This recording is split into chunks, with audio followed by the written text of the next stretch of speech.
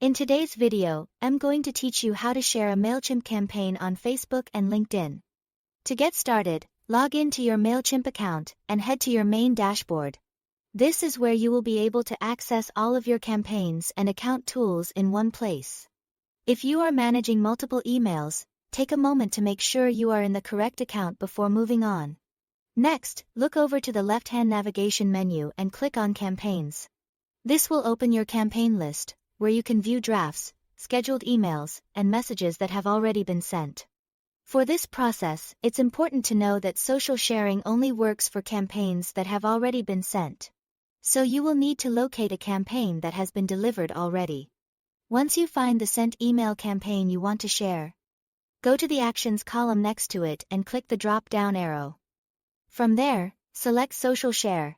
In some cases, you can also click into the campaign itself and look for the Share Your Email section.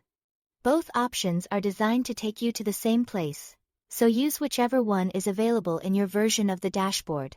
After that, Mailchimp will provide you with a unique web version URL for that email campaign. This link is important because it opens a browser-friendly version of your email, which is what people on Facebook or LinkedIn will be able to view when they click your post. Go ahead and copy that URL carefully. Now open Facebook or LinkedIn and start creating a new post. On Facebook, you can paste the link into the post box where you'd normally write an update. On LinkedIn, do the same in the post creation area.